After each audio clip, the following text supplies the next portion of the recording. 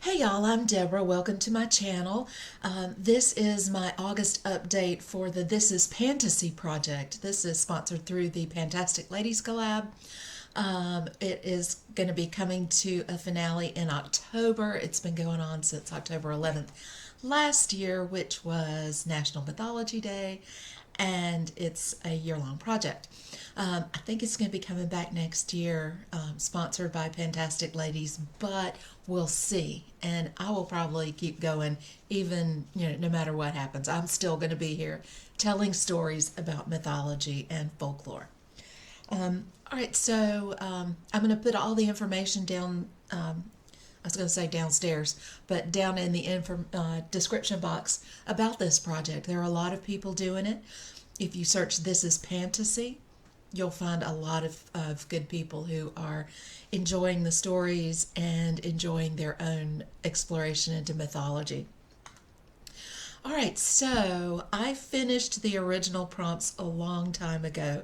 So I have been telling my own stories and telling stories from other cultural traditions. So let's look at the ones that I've had in here before I start telling new stories.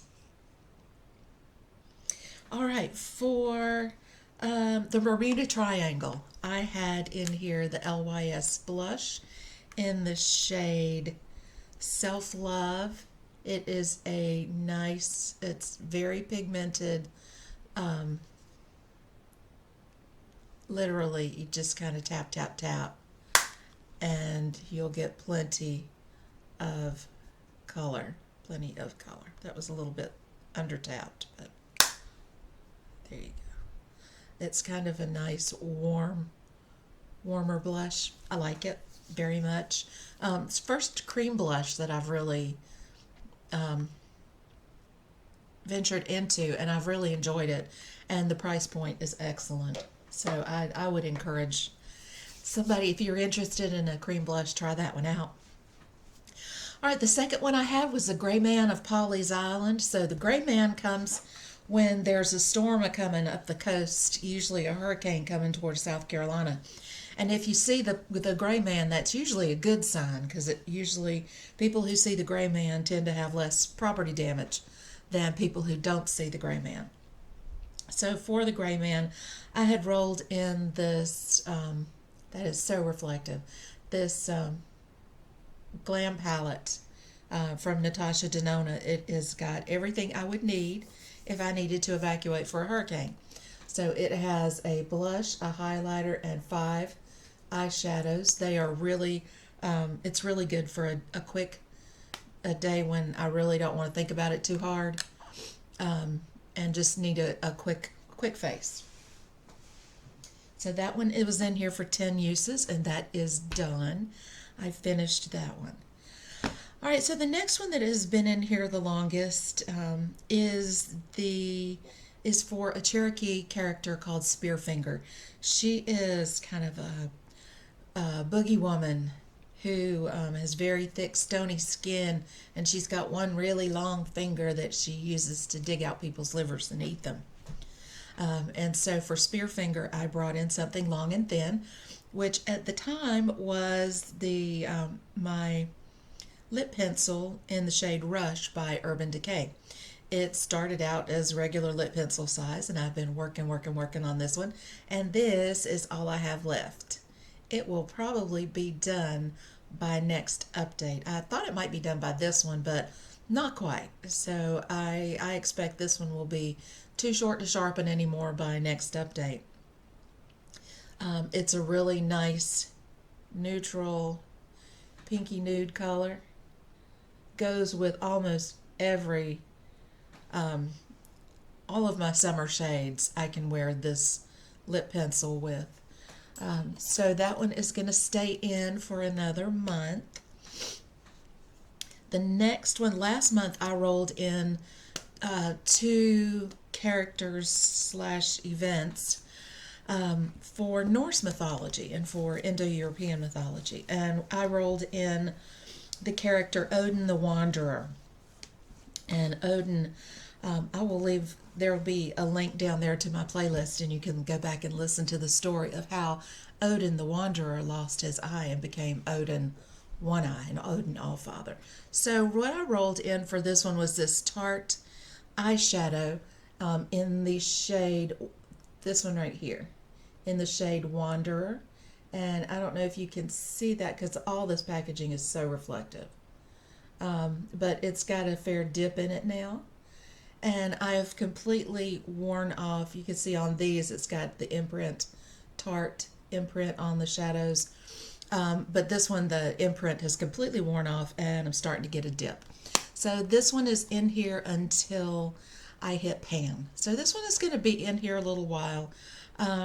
It is a really nice transition shade for warmer looks. So that's generally how I'm using that one. Okay, so that's Odin the Wanderer. The other thing I rolled in, mythologic event, something, I don't know what you want to call it, that I rolled in last month was the Wild Hunt. And different versions of the Wild Hunt exist in many different cultures. The idea of the Wild Hunt is a supernatural creatures hunting a supernatural creature or multiple. Like I said, go back and listen to last month's update. You'll get to hear the stories about the Wild Hunt. So one of the things about the Wild Hunt is that there is often some sort of punishment or penance involved in the Wild Hunt. And so I rolled in something I was sorry I bought. For me, that was the Tarte Maracuja Tinted Hydrator. It is so shiny. There's nothing wrong with the product. It feels very good on. It's just not what I like to wear.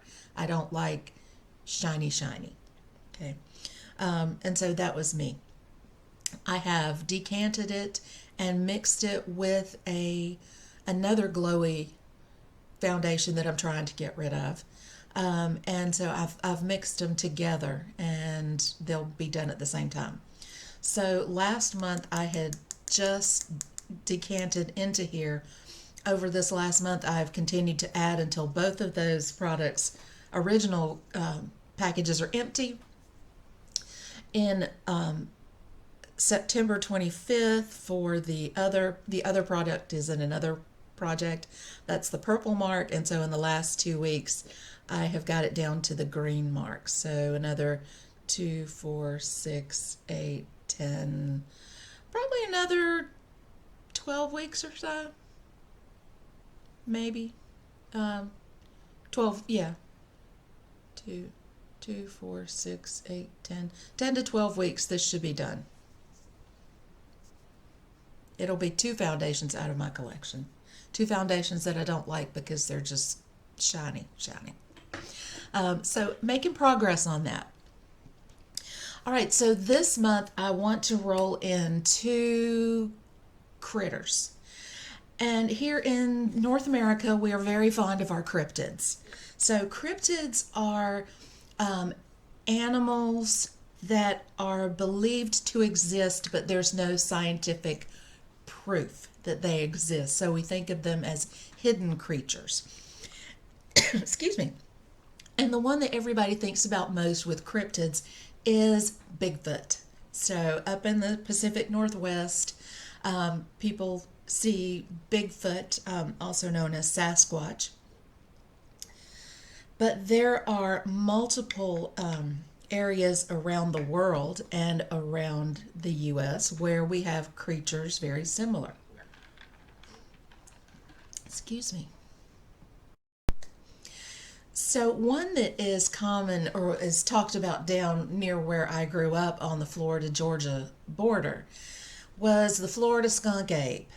It is a Bigfoot type creature, often seen in the southern Florida, central Florida, and up in the wooded areas, so the swamp-like areas. It got its name because apparently you're going to smell it before you see it because they stink to high heavens. And so that's kind of how it got the name Florida skunk ape, because they smell like skunks. Other similar cryptids, I made a list, y'all. There's also one known in Louisiana called the Honey Island Swamp Monster. In Arkansas, it's the Ozark Howler. And in Arizona, it's the Mogollon Monster. And these are all furry, humanoid, primate kind of descriptors. Big, fuzzy. And so for the Florida Skunk Ape slash Sasquatch slash Ozark Howler, Honey Island, that whole class of cryptid, I am rolling in something that is large and smelly. And for that, I am rolling in a body wash. This is by Jason. It is the Invigorating Rosewater Body Wash. I usually like things that smell like roses. My rose garden is one of the things I love best is to go inspect my roses and piddle around with my roses. But this is not smelling like rose in a very happy way at all. For some reason, and it doesn't say that it's got it in the ingredient list, but it smells like roses plus unrefined cocoa butter. And if you've ever smelled unrefined cocoa butter, it's a very strong, smoky, acquired taste. So unrefined cocoa butter smells like chocolate and is a delight to the senses.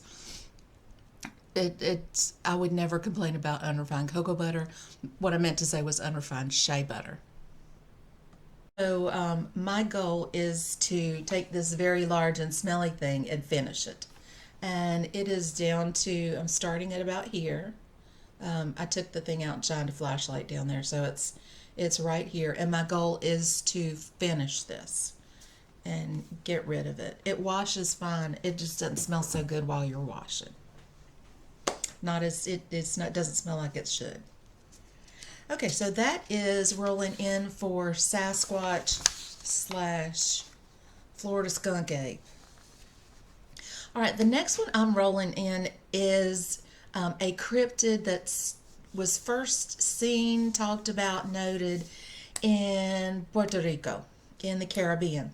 And as early as the 1970s, they had been having rashes of pets and livestock that had been killed in a very unusual way. And so that it was first identified or named in about 1995 by a radio DJ, which immediately calls it all into suspicion. But I am talking about El Chupacabra, the goat sucker.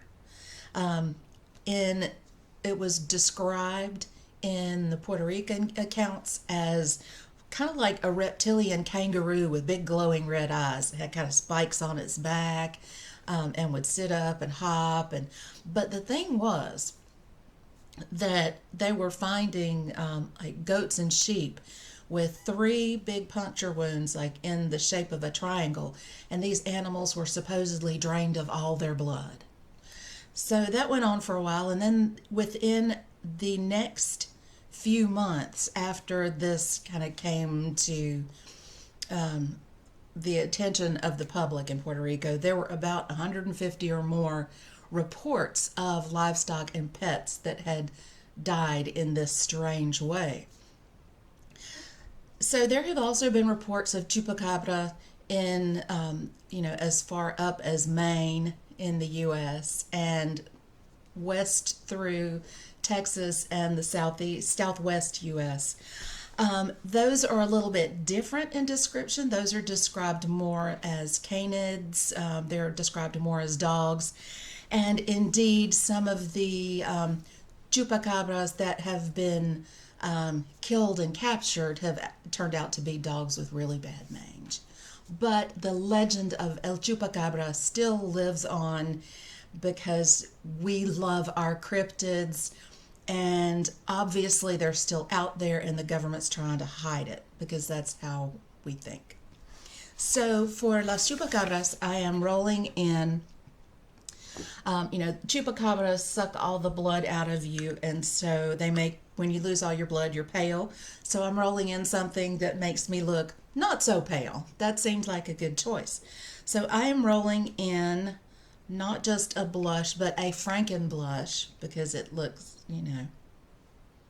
these cryptids seem to have a lot of parts from a lot of different animals. So there's another tie-in. So I'm rolling in this Franken blush that I made out of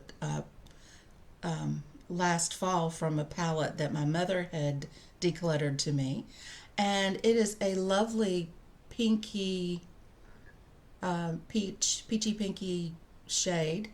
I would like to hit pan in this.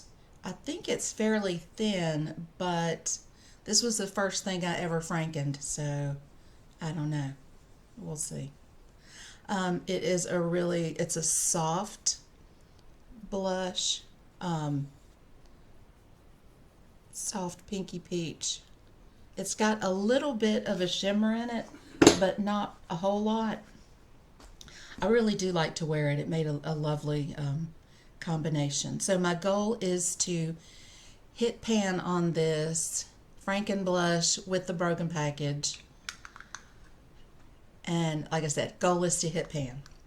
Okay, so those are my two new critters for the month of August. Let me know if you have any creatures or stories from your culture or your area that you would like for me to share, to research. Let me know. Put it in the description box below. I love to look at stories, to tell stories. I tend to join up with the panning projects where I can tell stories. So if you've got a story that's your favorite and you would like for me to tell it, let me know down below in the description box or in the comments, and I will research that story for you. All right, guys, good luck with your panning, and I will see you next time. Bye.